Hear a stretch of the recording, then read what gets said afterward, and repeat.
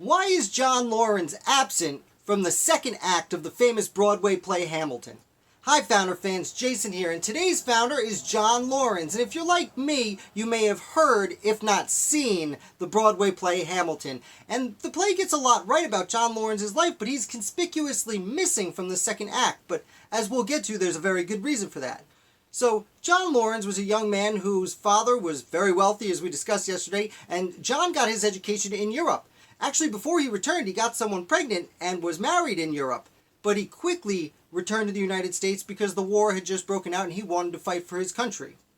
Now, he came back and was quickly found a role in George Washington's family. Washington's family was a group of mostly younger men who served as aides-de-camp to the general while fighting in the war and became very reliable people, would often write correspondence for George Washington and things of that nature. And Laurens was no different, but Laurens would actually end up going back to Europe when his father was captured and put in the Tower of London to help finalize some of the deals he was negotiating. And he ended up going to France and then going to the Netherlands, where he helped secure a better loan from Netherlands.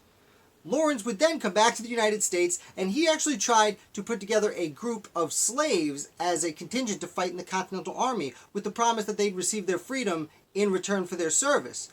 Now, the Continental Congress actually approved this, but they said they had to go to South Carolina and get all the slaves from South Carolina, and the state of South Carolina unfortunately put the kaputs on that effort.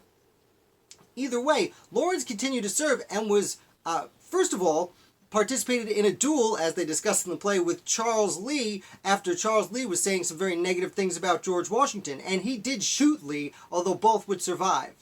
Furthermore, by the Battle of Yorktown, John Laurens actually participated in the famous taking of Redoubt No. 10, and he was part of the victory at Yorktown. Now, at this point, he's still just 27 years old and had accomplished all this during a long war, but this is when his life stopped showing up in the play, and the reason for this is the Battle of Combahee River.